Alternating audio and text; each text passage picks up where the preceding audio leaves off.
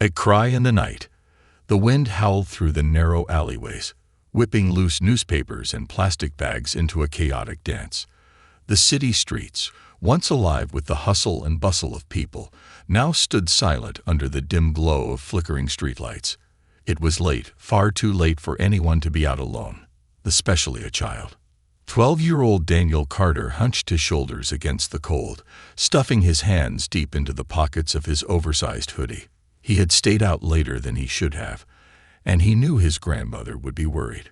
But time had gotten away from him as he explored the abandoned lot behind the old factory, a place where he often went to escape the noise of the small apartment he shared with her. He picked up his pace, his breath forming little clouds in the freezing air. Just as he turned onto the street leading home, a sound cut through the night, a faint, high-pitched cry. Daniel stopped in his tracks. His heart pounded against his ribs as he strained to hear. The sound came again, carried by the wind. A soft, pitiful wail. A baby's cry. Every instinct told him to keep walking. He didn't need to get involved. It wasn't his problem. But the wailing grew louder, desperate, shattering the quiet night like a glass dropped on concrete. Daniel swallowed hard and turned towards the noise. His sneakers crunched against the gravel as he moved cautiously down a side street. The crying led him to an alley lined with overflowing dumpsters and broken wooden pallets. Shadows stretched unnaturally long under the dim glow of a flickering street lamp. Then he saw it. A small bundle, barely visible beneath a tattered blanket, nestled in a torn cardboard box. The crying grew softer as he approached, as if the baby sensed someone was near. Daniel's breath hitched. His fingers trembled as he reached out, pulling back the blanket to reveal a tiny face, pale, delicate, and streaked with tears. The baby couldn't have been more than a few months old, its tiny hands balled into fists against the biting cold. "Who would leave you here?" Daniel whispered. His mind raced. He had read stories about babies being abandoned, but he never thought he'd witness something like this. He should call the police, someone who knew what to do. But before he could even reach for his phone, his eyes caught something else. A note. A crumpled, weathered scrap of paper was tucked under the baby's makeshift bedding. His fingers trembled as he picked it up, unfolding it carefully. The message was scrawled in shaky, rushed handwriting. "If you're reading this, please take care of him. He is special. They're coming for him. I had no choice. Don't let them take him. He is more than he seems." Daniel read the note twice, his pulse hammering in his ears. The words sent a chill down his spine, though he wasn't sure if it was the wind or the eerie weight of the message. Who wrote this? What did they mean by special? And most importantly, who was coming for the baby? A sudden gust of wind sent a shiver through him, and without thinking, Daniel gathered the baby into his arms. The tiny body was ice cold, far too cold for a child to survive much longer. "I've got to get you somewhere warm," he murmured. Looking around the empty alley, Daniel knew he couldn't just leave the baby here. The police might take too long, and if someone truly was coming for the child, he didn't want to risk them finding him first. He had to make a decision. Taking one last glance at the alleyway, Daniel tightened his grip around the baby and turned toward home. A secret too big to hold. The apartment complex where Daniel lived was old, the paint peeling from the walls, the metal staircase creaking underfoot as he climbed up to the third floor. He cradled the baby close to his chest, shielding it from the wind as he reached his grandmother's door. He hesitated before knocking.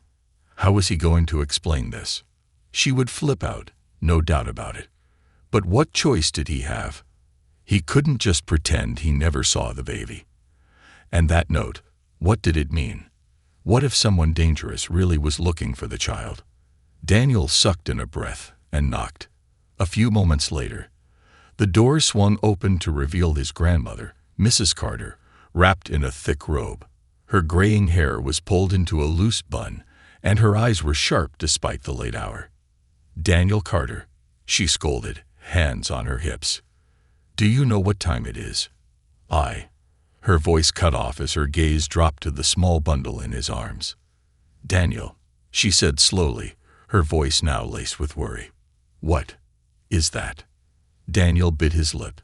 "Grandma, He sighed, stepping inside and shutting the door.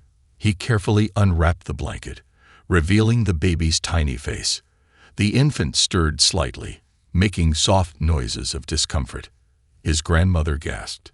"Dear Lord." "I found him outside," Daniel said quickly, knowing she was about to unleash a storm of questions. "In an alley. He was just left there." There was a note. He pulled the paper from his pocket and handed it to her. Mrs. Carter's eyes scanned the note, and as she read, her face darkened. When she looked up, there was something in her expression that Daniel couldn't quite place, something beyond worry, something like recognition. His stomach twisted. "Grandma." She exhaled shakily, pressing the note to her chest as if it contained some deep, painful memory. When she spoke again, her voice was almost a whisper. "I need you to listen to me very carefully, Daniel." He nodded, confused but attentive. "You did the right thing bringing him here, but you can't tell anyone about this. Not the police, not your friends, no one." Daniel's brow furrowed. "But." "No buts," she cut him off, her voice unusually firm. "There are people, dangerous people, who would do terrible things to this child if they found him. I don't know how you got wrapped up in this, but now that you have to be careful." Daniel swallowed hard. "Grandma, do you know something about this?" She hesitated. "Not everything," she admitted, "but enough to know that we are now in the middle of something much bigger than us." A heavy silence hung between them, broken only by the baby's soft breathing. Then, from somewhere outside, a noise made them both freeze. A car engine. Slow, calculated. Mrs. Carter rushed to the window and peeked through the blinds. A black car idled across the street, its headlights off, its dark shape barely visible against the night. Daniel's pulse skyrocketed. "Someone's here," he whispered. Mrs. Carter turned to him, her face grim. "We have to hide the baby." Shadows at the door. The apartment was eerily silent, the only sound coming from the rhythmic breathing of the baby in Daniel's arms. Mrs. Carter had already pulled the curtains shut, her movements sharp and practiced, as though she had done this before. Daniel stood frozen, his pulse thundering in his ears as he peeked through the blinds. The black car still sat across the street, engine running low and steady, its headlights off. The way it just sat there, waiting, sent a chill down his spine. "Grandma," Daniel whispered. "Who are they?" Mrs. Carter exhaled shakily, rubbing her hands together as if trying to warm them. She glanced at the baby, so small, so vulnerable. And then at Daniel, her lips pressing into a thin line. "I don't know exactly," she admitted, her voice barely above a whisper. "But I know enough to tell you this isn't some ordinary situation. This child, whoever he is, was left in that alley for a reason. Someone was desperate enough to risk everything to keep him away from them." Daniel swallowed. "And now we have him." Mrs. Carter nodded grimly. The baby stirred in his arms, letting out a soft whimper. Instinctively, Daniel cradled him closer, rocking slightly on his heels in an attempt to soothe him.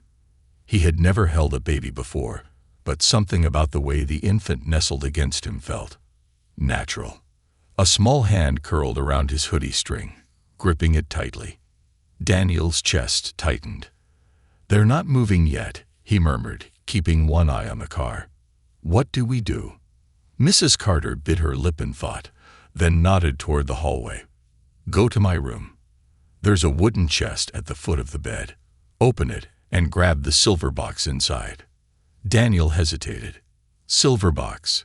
What's in it?" "Just do it," she said firmly. "Now." He had never heard his grandmother sound so urgent. Without another word, he turned and hurried down the narrow hallway, his sneakers barely making a sound against the worn-out carpet. He reached her bedroom, and sure enough, found the wooden chest she had mentioned. Dropping to his knees, he flipped the latch and lifted the heavy lid. Inside, among layers of old blankets and photographs, was a small silver box, no larger than a shoebox. The metal was cold against his fingertips as he pulled it out. A lock was on the front. "Grandma," he called out. "It's locked. Bring it here." Daniel sprinted back, the baby still cradled in one arm. When he re-entered the living room, his grandmother was already pulling out a necklace from beneath her robe, a thin chain with a single small key hanging from it. She used it to unlock the box. Daniel watched as she lifted the lid. Inside was a gun. A polished revolver, along with a few rounds of ammunition, sat nestled in a velvet-lined compartment. Daniel's breath caught in his throat. He had never seen a real gun up close before, let alone in his grandmother's possession. She wasn't the kind of person he ever imagined holding a weapon. "Grandma," he started, his voice barely above a whisper. "What?" She cut him off with a sharp look, pulling the revolver free and checking it with practiced ease. "They're getting out of the car," she murmured. Daniel's blood turned to ice. He turned toward the window. The passenger door of the black sedan had cracked open. A man stepped out, his movements slow and deliberate, as though he had all the time in the world. He was dressed in a black suit, crisp and tailored, despite the late hour. His dark hair was slicked back, his face sharp and angular, with an expression as cold as stone. But it was his eyes that unsettled Daniel the most. They were void of emotion, empty, calculating. The man took a step forward, then another. Then he stopped. Even from across the street, Daniel could feel it, the weight of the man's gaze settling on the apartment window. He knew the baby was here. "Get to my room," Mrs. Carter said urgently, never taking her eyes off the figure outside. "Take the baby and stay quiet. No matter what happens, you do not come out. Do you understand me?" Daniel hesitated, but his grandmother's gaze was firm. "Go," she hissed. He swallowed his fear and obeyed, hurrying down the hallway once more. His heart pounded so hard it felt like it might crack his ribs. The baby whimpered again, as if sensing the tension in the air. Daniel sat on the edge of his grandmother's bed, holding the child against his chest, and listened. For a moment, there was nothing but silence. Then, a knock at the door. 3 slow, deliberate taps. Daniel squeezed his eyes shut, pressing a hand gently over the baby's back to keep him calm. His grandmother's voice drifted from the living room. "Who's there?" A pause. Then, "I believe you have something that belongs to us." The man's voice was smooth, like silk wrapped around steel. "I don't know what you're talking about," Mrs. Carter replied evenly. "An abandoned child," the man continued. "Left in an alley. You took him in." Silence. Daniel's pulse quickened. "You're mistaken," Mrs. Carter said firmly. "I don't know anything about a baby." The man chuckled, but there was no humor in it. "Mrs. Carter," he said, his voice laced with quiet menace, "let's not play games. We know the boy found him. We know he's here. And we know what that child is. So let's make this simple. Open the door, and no one gets hurt." Daniel could barely breathe. What that child is. He held the baby closer, heart hammering in his chest. "I don't care who you think you are," Mrs. Carter shot back. "But you're not getting anywhere near that child." A long pause. Then, the doorknob rattled. Daniel's blood ran cold. There was the distinct sound of metal being drawn, a gun. Then came his grandmother's voice, steady as iron. "You take one more step toward this door, and I swear on everything I have left, I will put a bullet between your eyes." Silence. For what felt like an eternity, there was nothing. Then the man exhaled through his nose, irritated but not afraid. "Very well," he said. "We'll be seeing you soon." Then, retreating footsteps. A car door opening, closing. The low hum of an engine revving. Daniel waited, his entire body trembling, until the sound of the car faded into the night. Only then did he dare to move. He pushed the bedroom door open slowly, his breath coming in ragged bursts. Mrs. Carter stood in the living room, still holding the revolver, her hands trembling slightly. "They're gone," Daniel whispered. "For now," his grandmother said. "But they'll be back." Her gaze flickered to the baby in his arms. "We need to leave. Nowhere is safe." The clock on the wall read 2:47 a.m. The tension in the dimly lit apartment felt thick enough to choke on. Daniel could still feel the pressure of that man's stare, the way his voice had slithered through the door like a shadow creeping into a locked room. Mrs. Carter hadn't spoken much since the black car drove away. She sat at the small kitchen table, staring at the revolver in her hands, her knuckles white from gripping it too tight. Daniel shifted the baby in his arms, glancing down at the tiny face. The infant had fallen asleep at some point, small breaths rising and falling against the fabric of Daniel's hoodie. "They'll come back," his grandmother finally said, her voice barely above a whisper. "And next time, they won't knock first." Daniel swallowed, his throat dry. "So what do we do?" Mrs. Carter exhaled sharply, running a hand through her silver-streaked hair. "We run." Daniel blinked. "Run where?" "Somewhere they won't find us." His gut twisted. Somewhere they won't find us. For as long as Daniel could remember, they had never left this neighborhood. His grandmother was the kind of woman who kept things the way they were. Same apartment, same grocery store, same Sunday morning routines. For her to suggest they leave meant one thing. She was scared. And that terrified Daniel more than anything. Packing the past. Within minutes, Mrs. Carter was moving through the apartment with surprising speed, stuffing what little they owned into a worn duffel bag. Daniel hovered by the door, still holding the baby. His mind spun in circles. "Grandma," he said hesitantly, "if you know something about all of this, about that guy, or the baby, you need to tell me." She froze. For a moment, he thought she was going to ignore him. But then she sighed, shoulders slumping. "It's complicated," she muttered. "Try me." Mrs. Carter turned, locking eyes with him. The weight of something heavy, something old, hung in her gaze. "I don't know exactly who they are," she admitted.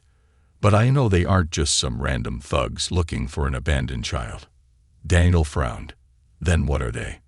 She hesitated. "People like that. They don't come for orphans. They come for things they think belong to them. They come for assets." Daniel's stomach churned. "You're saying they think this baby is what? Property?" A sharp nod. "Something tells me whoever left him in that alley was trying to keep him out of their hands. And if they're willing to go this far to find him, then he's more than just some lost child." A shiver crawled down Daniel's spine. The baby stirred slightly in his arms, as if sensing the weight of the conversation around him. "Pack what you need," Mrs. Carter ordered, zipping up her duffel bag. "We don't have much time." Daniel hesitated, his mind screaming that this was all too much, too fast. But then he remembered the look in that man's eyes, the cold, unfeeling certainty. They were coming. There was no time to argue. Into the night. By 3:15 a.m., they were out the door. Mrs. Carter had stuffed the revolver into her bag and pulled on an old coat. Daniel wore his hoodie, the baby wrapped securely in a thick blanket. The air outside was sharp and unforgiving, biting at his exposed skin as they hurried down the back staircase of the building. A single street lamp flickered at the end of the alley. Mrs. Carter moved with a speed and efficiency that shocked Daniel. She was usually slow-moving, careful, but now she navigated the narrow back streets like someone who had done this before. "Where are we going?" he asked. "Bus station." Daniel's brows furrowed. "Won't they check there first?" Mrs. Carter shook her head. "Not if we move fast enough, and not if we take the back way." They wove through alleyways, stepping over broken glass and discarded beer cans. The deeper they went, the more the city's noise faded, swallowed by the early morning hush. Finally, they emerged onto a near-empty street. The bus terminal loomed ahead, its fluorescent lights buzzing weakly in the cold. Mrs. Carter ushered Daniel inside, scanning the nearly deserted space. A handful of people dozed on plastic seats, a janitor mopped lazily in the corner, and an old vending machine hummed in the background. A departure board flickered overhead. Next to US, 3:45 a.m., heading west. That would have to do. Mrs. Carter walked straight to the counter. 2 tickets. Cash. The woman behind the counter barely glanced at her before printing them out. Daniel adjusted the baby in his arms, his nerves thrumming. He cast a glance over his shoulder, paranoia creeping into his bones. He expected to see the black car, the man in the suit, those empty eyes. But the street outside was still. Maybe, just maybe, they had gotten away. The loudspeaker crackled overhead. Bus 37, heading west, boarding now. Mrs. Carter grabbed their tickets, nodding toward Daniel. Come on. They moved toward the boarding area. Daniel kept his head down, one hand wrapped protectively around the baby. They stepped onto the bus. The doors hissed shut. The engine rumbled to life. And then, finally, they were on their way. The man in the suit. Half an hour later, the black sedan pulled up to the curb outside the bus station. The man in the suit stepped out, his polished shoes clicking against the pavement. He adjusted his cuffs, expression unreadable as he scanned the building. A moment later, one of his men approached. We were too late. The man in the suit tilted his head slightly. Did they buy tickets? The other man hesitated. Yes, sir. 2. Cash. No ID. A small, humorless smile tugged at the corners of the man's lips. They're running. He took a slow step forward, inhaling deeply, as if breathing in the remnants of their escape. Then he nodded once, eyes cold. Find them. The chase begins. The rhythmic hum of the bus engine should have been soothing, but Daniel couldn't relax. He sat stiffly in his seat, the baby bundled in his arms, his fingers gripping the fabric of his hoodie so tightly that his knuckles turned white. Mrs. Carter sat beside him, her posture deceptively casual. But Daniel knew better. Her eyes were sharp, scanning the near-empty bus, her fingers resting near the edge of her coat, where she had stashed the revolver. They weren't safe yet. The old bus rattled as it moved down the highway, its headlights cutting through the pre-dawn darkness. The windows were fogged from the cold, making it impossible to see much of the outside world. Where are we even going? Daniel finally whispered. His voice was low, careful not to wake the sleeping baby. Mrs. Carter didn't look at him. West, she murmured. For now, that's all that matters. Daniel frowned. Grandma, you need to tell me the truth. What's really going on? You knew they'd come for him. You knew exactly what to do when they did. This isn't normal. So what aren't you telling me? For a long moment, she didn't answer. The only sound was the drone of the engine and the occasional cough from a man a few rows back. Finally, Mrs. Carter exhaled and turned to face him, her expression unreadable. You're right, she admitted. I do know something, but I don't know everything. I only know enough to be afraid. Daniel's grip tightened around the baby. Afraid of what? She sighed, rubbing a hand over her face. Of them. Of what they can do. Of what they believe this child is. Daniel's breath hitched. And what is he? Mrs. Carter hesitated. Then, in a voice barely above a whisper, she said, Not normal. Daniel blinked. What do you mean? She shook her head. I mean exactly that. I don't know what he is, but I know people have been looking for children like him for a long, long time. Daniel's stomach twisted. Children like him. Plural. Who are they? He asked. Them, she muttered, as if the word itself left a bad taste in her mouth. I don't know what they call themselves, but I know they work in shadows. They take what they want. They erase people who stand in their way. And they never stop once they set their sights on something. Daniel felt his heart pounding harder now. So you've dealt with them before? Mrs. Carter turned away, staring at the darkened window, her reflection barely visible against the glass. "A long time ago," she said quietly, "I lost someone to them." Daniel's throat tightened. He had never heard his grandmother talk about the past. She never spoke about family, about old friends.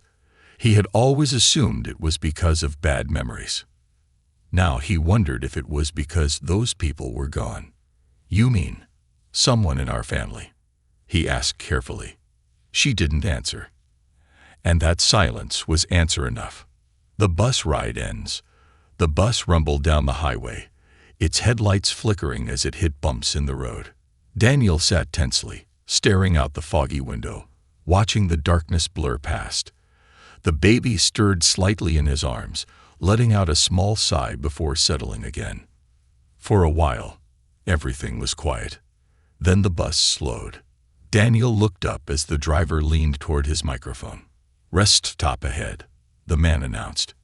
10-minute break. Mrs. Carter cursed under her breath. "What's wrong?" Daniel asked. She grabbed her bag and stood. "We're not stopping." But she was already moving. Daniel quickly got up and followed, cradling the baby against his chest. Passengers shifted sleepily in their seats as the bus pulled into the parking lot of a small, dimly lit roadside stop. A gas station, a diner, and a convenience store stood alone against the vast stretch of empty highway. The driver opened the doors with a hiss. "Stretch your legs, folks. We leave in 10 minutes. Daniel followed his grandmother off the bus, stepping onto the cold pavement. The air smelled of gasoline and rain-soaked asphalt. "We need to keep moving," she muttered.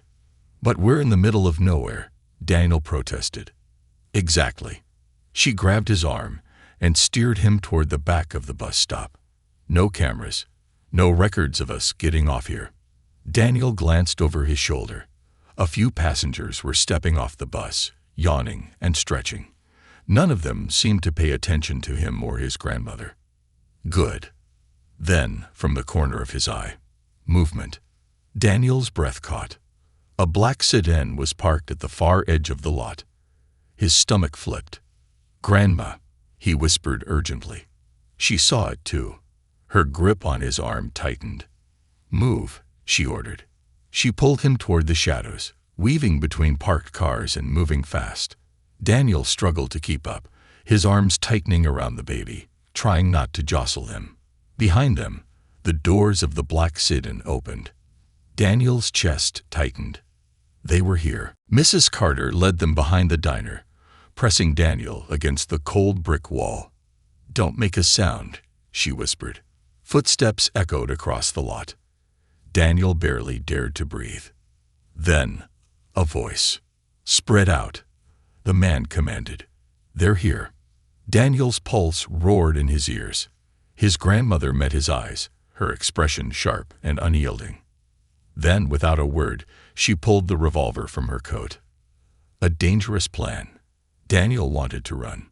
Every instinct screamed at him to bolt, to flee into the darkness. But where would they go? The highway stretched for miles in both directions. There was no way out except through them. Mrs. Carter's grip was steady on the revolver. Her eyes, however, flickered with something raw. Fear, not for herself, for him. "Listen to me," she whispered urgently. "I need you to take the baby and run." Daniel's breath caught. "What?" "No, I'm not leaving you." She turned, placing a firm hand on his shoulder. "I can slow them down. You take the baby, get across the highway, and find somewhere to hide." Daniel's hands trembled. "Daniel," she said firmly, squeezing his shoulder. "I have to do this." His throat tightened. Then, footsteps. They were close. Mrs. Carter exhaled, squared her shoulders, and stepped out from behind the building. Daniel clutched the baby close, his pulse hammering as he watched. The man in the suit stood near the sedan, his expression unreadable. He tilted his head slightly, his gaze locking onto Mrs. Carter as she emerged from the shadows. She raised the revolver. "Walk away," she said. The man in the suit didn't flinch. "Where's the boy?" he asked simply. Mrs. Carter's finger tightened on the trigger. "I won't ask again." The man smiled faintly. "You don't have enough bullets for all of us." Daniel's heart pounded. He had to move. He had to go. Then, Mrs. Carter fired. The shot shattered the silence. Daniel didn't wait to see what happened next. He turned and ran. He bolted across the lot. The baby clutched against his chest, his breath ragged and uneven. Behind him, voices shouted. More gunshots rang out. Daniel's legs burned as he sprinted toward the dark stretch of highway. "Keep going. Don't stop." He reached the road, barely looking as he dashed across. He had no idea where he was going. But he knew one thing. They wouldn't stop. And neither would he. Nowhere is safe. Daniel's feet pounded against the pavement. The baby cradled against his chest as he sprinted across the empty highway. His breath came in short, ragged gasps, his heart hammering so loudly it drowned out everything else. The moment the first shot had rung out, instinct had taken over. His grandmother's words echoed in his mind. "Run. Don't stop. No matter what happens, keep him safe." His muscles burned, his lungs screamed for air, but he didn't dare slow down. Behind him, chaos erupted. Gunshots, shouts, tires screeching. He risked a glance over his shoulder. The black sit-ins doors were thrown open. Figures in dark suits scrambled, ducking behind parked cars. His grandmother had taken cover behind the edge of the diner, her revolver flashing in the dim light as she fired another shot. She was holding them off. For him. Daniel clenched his jaw, forcing himself to push forward. The highway stretched into the darkness, endless and open. There was nowhere to hide, nowhere to go. If they had another car, they'd catch him in minutes. His mind raced. He needed a plan. Then, headlights. A pair of bright beams cut through the night, approaching fast. A semi-truck rumbled down the road, its engine a deep roar against the quiet landscape. An idea slammed into Daniel's mind. It was reckless. It was insane. But it was the only chance he had. He sprinted harder, angling toward the road's shoulder. The semi was getting closer, the wind from its massive form already rushing toward him. This has to work. As the truck thundered past, Daniel lunged. His hands caught onto the metal ladder running along the side of the trailer. His fingers burned as he gripped tight, the force of the moving truck yanking him forward. He scrambled, heart in his throat, feet slipping against the steel frame. He swung the baby's weight higher against his chest, desperate to keep hold. The highway blurred. His arms screamed. With one final push, he pulled himself onto the narrow metal step just behind the trailer's rear doors, gripping the icy surface with everything he had. The truck rumbled forward, leaving the roadside rest stop behind. Daniel dared one last glance back. The black sedan was already moving. His grandmother was still firing, but now she was outnumbered. A figure in black broke away from the others, running for their car. They saw him. They knew where he was. The sedan peeled onto the road, its tires screeching, the headlights blinding as they roared after the truck. The chase wasn't over. The open road. The night air was brutal. Cold wind ripped through Daniel's hoodie as he clung to the back of the semi, his fingers locked around the freezing metal bars. His chest heaved, the baby nestled securely against him, wrapped tightly in the thick blanket. He was safe, for now. The highway stretched endlessly ahead. Trees lined the road, their dark silhouettes barely visible against the deep purple sky. The truck's speed was steady, but the black sedan was gaining. Daniel's mind spun. Think. They couldn't follow him forever.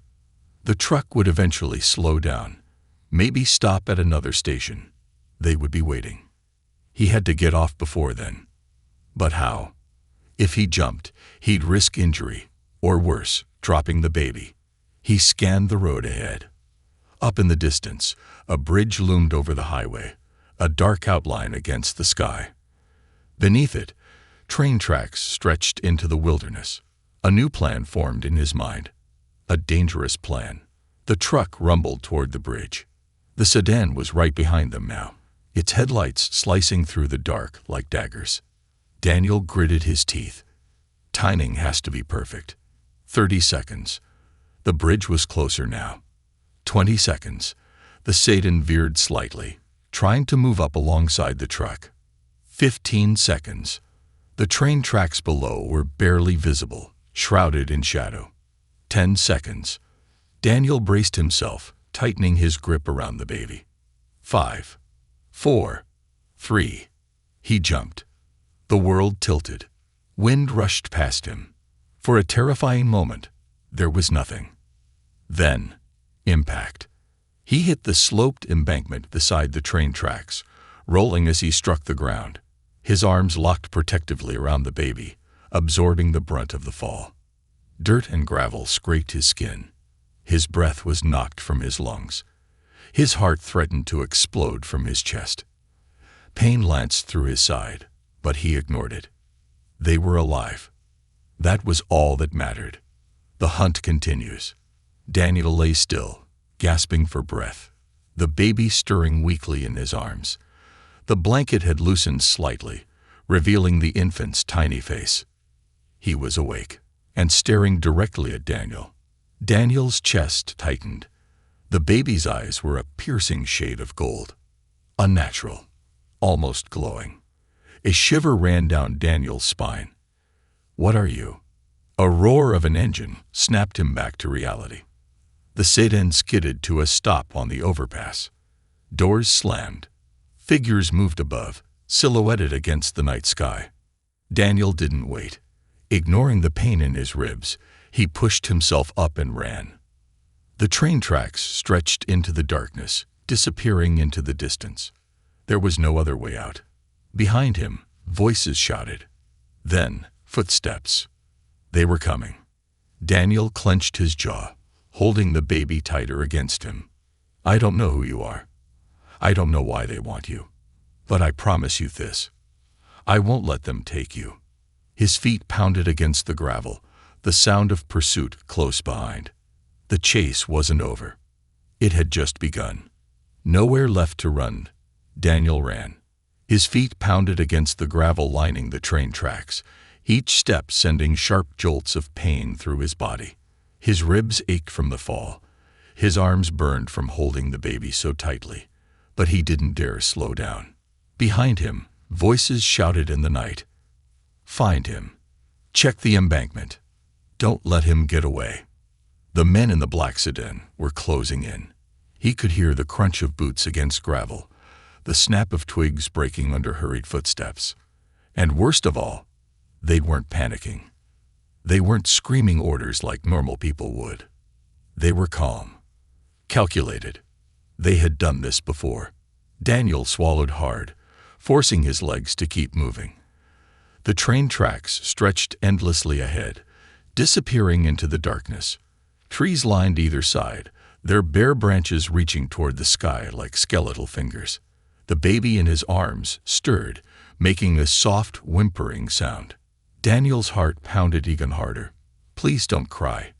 Please don't cry. If the baby started wailing, it was over.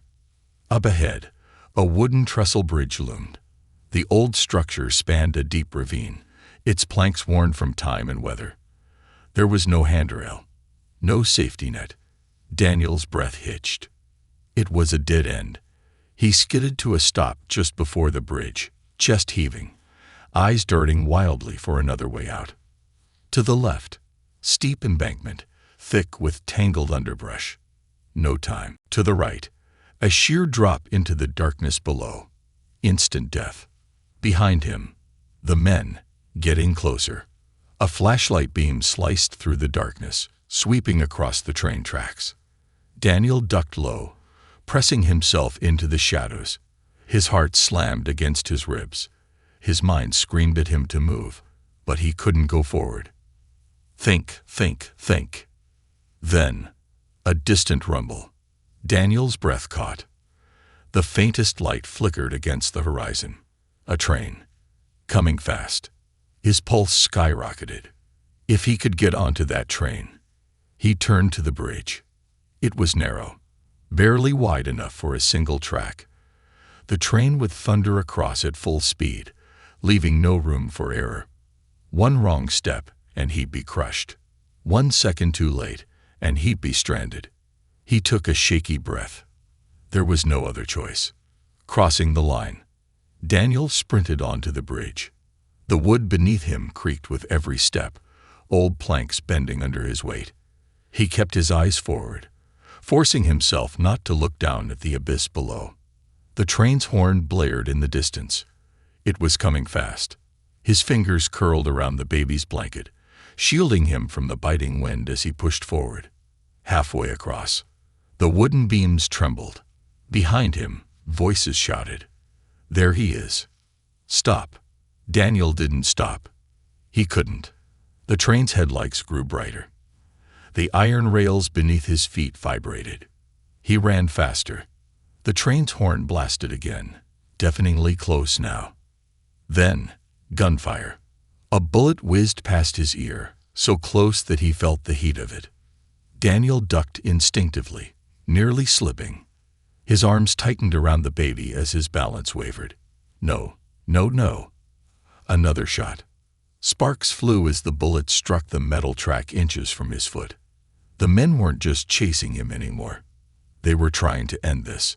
His breath came in ragged gasps. 50 feet left. The train was almost on him. He could feel the thunder of it, the sheer force of steel and speed rushing toward him. 30 feet. The men were still firing. A bullet tore through his hoodie, grazing his shoulder. The pain was instant and searing, but Daniel barely registered it. His mind was focused on one thing: the jump. 15 feet. The train's headlights blinded him. 10 feet. His legs coiled. 5. Then he jumped. For a split second, time froze. He was in the air, weightless, the baby tucked against his chest. Below him, nothing but darkness. Then, impact.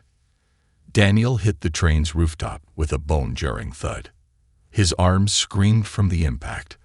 The baby let out a soft cry, but Daniel barely had time to react. The force of landing sent him rolling. Metal scraped against his skin. His body twisted violently. His hands shot out, grabbing for anything. His fingers found a ledge. With a strangled gasp, he clung to the edge of the train car, his legs dangling over the side. The baby was still in his grip. His arms trembled, muscles burning from exhaustion, but he held on. The train roared forward. Behind him, the bridge disappeared. The men in black suits skidded to a stop at the edge, watching. One of them raised a gun. Then, in a blur, the bridge and the men were gone. Daniel let out a shaky breath, struggling to pull himself up. His body ached. His lungs burned. But they had made it. They were alive. And they were gone. For now. Secrets unraveling.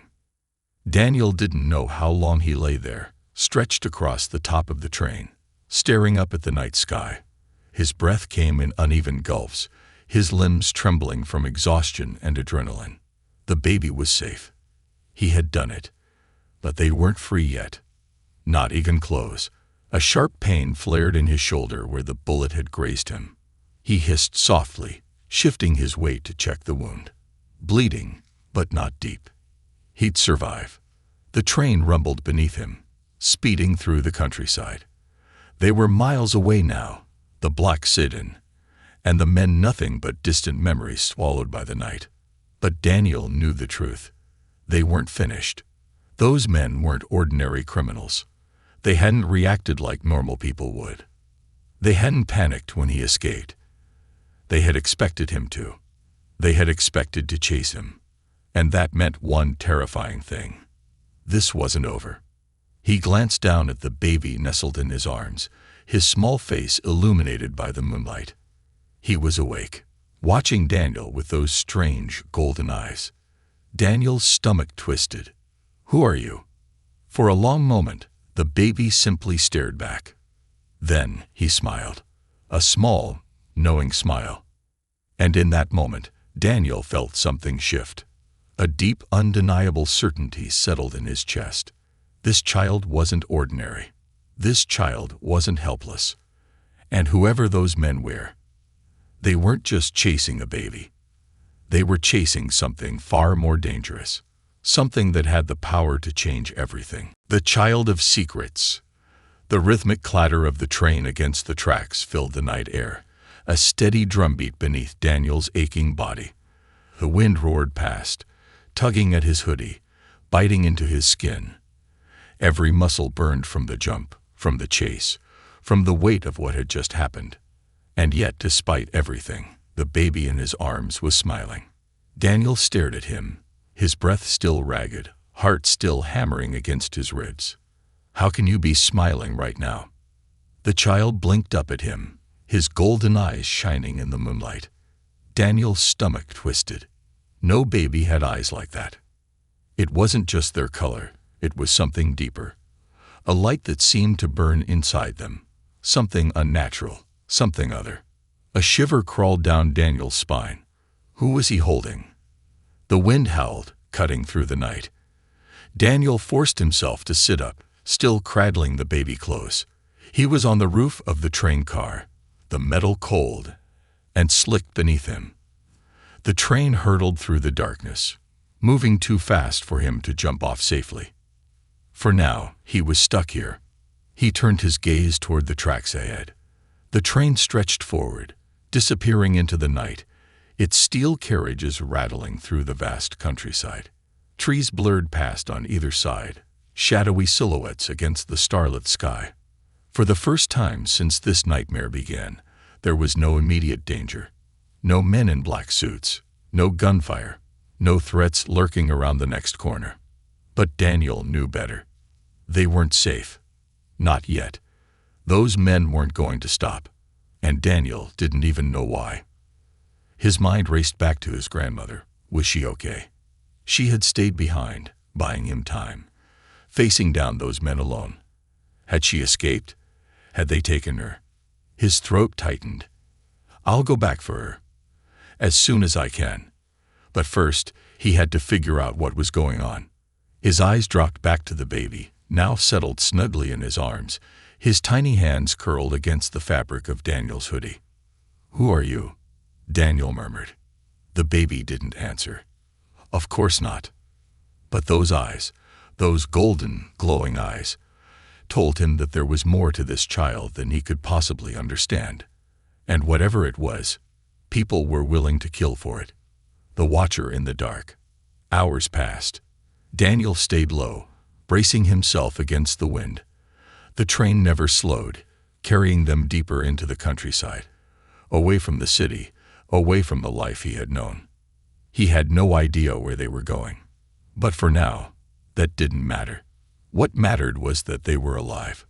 The baby had fallen asleep again, his small body warm against Daniel's chest.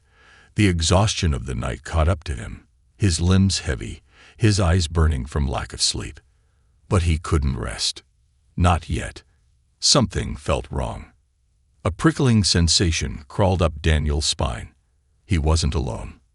He turned his head slowly, scanning the rooftops of the other train cars.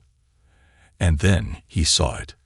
A figure, standing completely still on a train car 3 rows back. A shadow against the moonlight. Daniel's breath hitched. He hadn't heard anyone climb up. He hadn't heard footsteps. The figure didn't move, didn't sway with the train, didn't stumble against the wind. Just stood there, watching him. Daniel's pulse thundered in his ears. Who? The figure raised a hand. A slow, deliberate motion. Then, the train hit a tunnel. The world plunged into darkness. Nowhere to hide. The blackness swallowed everything. For a split second, Daniel could see nothing. The train roared through the tunnel, its walls closed, suffocating. Daniel's chest tightened. He couldn't see the figure anymore. Where was he? The baby stirred slightly against him, but Daniel barely noticed. His fingers tightened around the metal bars, steadying himself against the swaying train. Then, a sound. A faint thud. Close. Too close. Daniel's breath caught. Someone was on his train car. He whipped his head around. And the figure was right there. Not 3 train cars away anymore. Standing on the same rooftop as him. Daniel's blood turned to ice. The figure was cloaked in black, their face obscured by a hood. No details, no features, just darkness. They didn't move, didn't speak, didn't even seem to breathe. Then, the train shot out of the tunnel. Moonlight flooded the world again. Daniel blinked, and the figure was gone. The spot where they had been was empty, as if they had never been there at all. Daniel's stomach twisted. His grip on the baby tightened. What the hell is going on? A name that shouldn't exist. The train finally began to slow. Not a full stop, but enough. Daniel felt the shift in speed, the way the metal beneath him trembled as the brakes engaged. It was time to get off. He moved carefully, adjusting the baby in his arms as he climbed toward the ladder on the side of the train. The moment the train neared a deserted crossing, he jumped. He hit the ground hard, rolling with the impact, shielding the baby with his arms. Dirt and dust exploded around him. His breath left his lungs in a sharp gasp. For a moment, he just lay there. Then, movement. He scrambled to his feet, scanning his surroundings. A small town. Dim streetlights. Empty roads. A few old houses scattered across the land, barely illuminated beneath the early morning sky. He had no idea where he was. But at least he was off the train. Daniel exhaled, adjusting his grip on the baby. He needed to keep moving. Find food. Find shelter. Find answers. He stepped toward the nearest street, his mind spinning. Then, a voice. Low, steady, unmistakable. Daniel. His breath froze. Slowly, so slowly, he turned. A figure stood in the middle of the road, waiting, watching. The same one he had seen on the train, the one who had disappeared. Daniel's heartbeat roared. "Who are you?" he demanded. The figure took a step forward, and then spoke. "You need to leave that child behind." Daniel's blood turned to ice. His arms instinctively tightened around the baby. The figure tilted their head. "You don't understand what he is," they continued. Daniel swallowed hard. "Then tell me." The figure was silent for a long moment. Then, softly, "His name is Elias." Daniel blinked. Something shifted in the air. The baby in his arms, the child he had been running for, fighting for, turned his head and smiled. The truth in the shadows. The wind whispered through the empty town, carrying the scent of damp pavement and distant pine trees. Daniel stood frozen, his arms locked around the baby, Elias. The hooded figure stood just a few feet away, their presence almost surreal beneath the dim glow of a flickering streetlight. "You know his name," Daniel said slowly, his voice steady despite the thunder in his chest. The figure nodded. "I know what he is." Daniel's jaw tightened. "Then start talking." The figure exhaled, shifting slightly. "He isn't just a baby. He isn't like other children. And those men who are after you, they aren't after you at all. They only want him." Daniel's arms instinctively tightened around Elias. "Why?" "Because he was never meant to escape," the figure murmured. "He was meant to belong to them." Daniel swallowed hard. "You mean the men in the suits?" The figure nodded. "They aren't just some secret agency or cult. There's something older, something dangerous, and Elias is their greatest secret." Daniel's pulse pounded. "Secret how?" The figure hesitated. Then they lowered their hood. Daniel gasped. It was a woman. Her face was pale, her features sharp, her dark eyes filled with an intensity that sent a chill through him. But it wasn't just that. She had the same golden eyes as Elias. Daniel's grip on the baby faltered slightly. Who are you? The woman's expression softened. My name is Celine. And I was like him once. Daniel's breath caught. Celine stepped closer. Elias is one of us. He was born different. Not in the way people think. Not stronger, not smarter, not faster, but connected. Daniel frowned. Connected to what? Celine's gaze flickered to the baby, to something beyond this world, to something even they don't fully understand. Daniel swallowed, glancing down at Elias. The child was awake, staring at Celine as if he recognized her. Daniel shook his head. So what are you saying? He's some kind of supernatural being. No, Celine said firmly. He's still human. But he has something inside him. Something ancient. Something that's been passed down through blood, through time. Something that gives him sight beyond what we see. And the ones who took him, who created him, want him back. Because they fear what he might become. Daniel's stomach twisted. Created him. He echoed. What do you mean? Celine's face darkened. You don't really think he was just born, do you? A cold sensation crawled down Daniel's spine.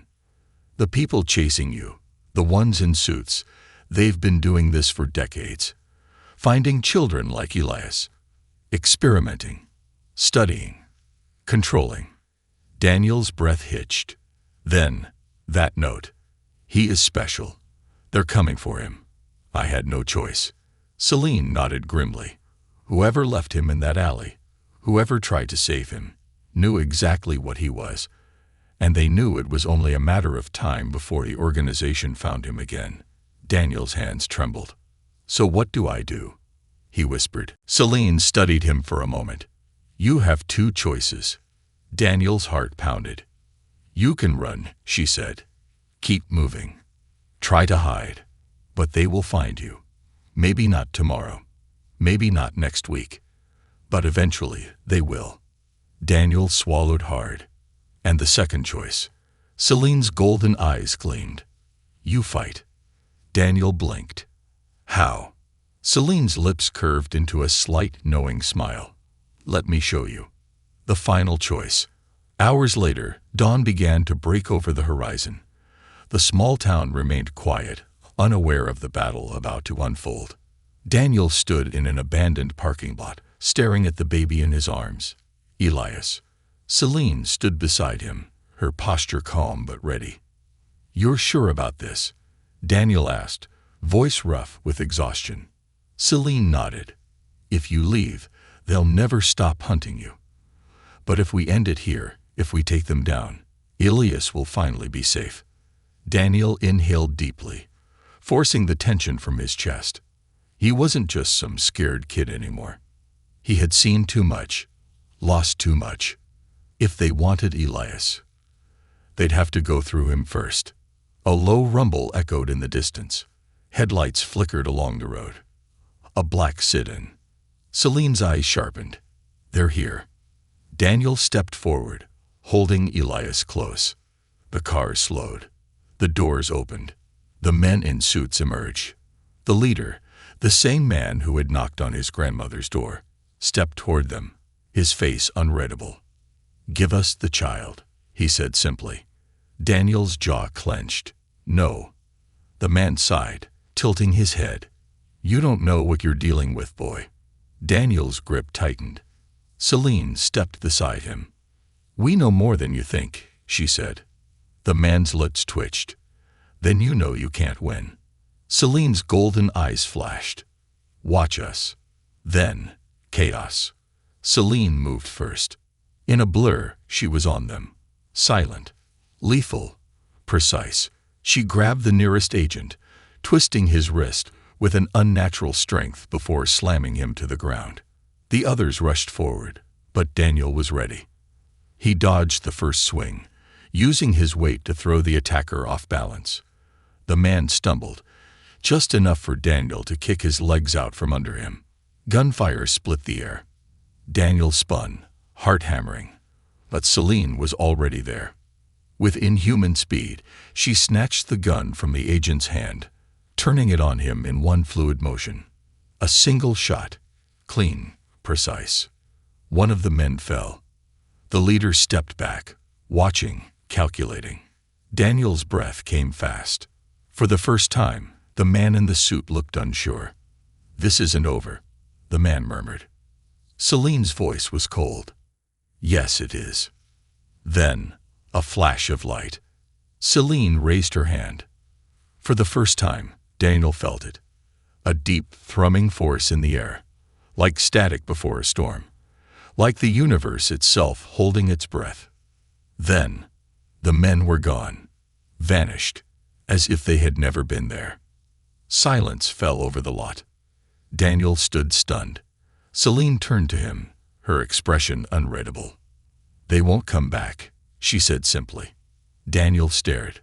What did you do?" Celine exhaled, looking at Elias. "I kept him safe." Daniel's gaze dropped to the baby. Elias was still smiling, as if he had known all along. Daniel's chest ached. He had risked everything for this child, fought for him, protected him. And now, it was over. For the first time in days, he could breathe. Celine turned, looking at the rising sun. "Come on, we have a long road ahead." Daniel nodded slowly, shifting Elias in his arms. Whatever happened next, he knew one thing. Elias was his family now, and he would never let anyone take him again.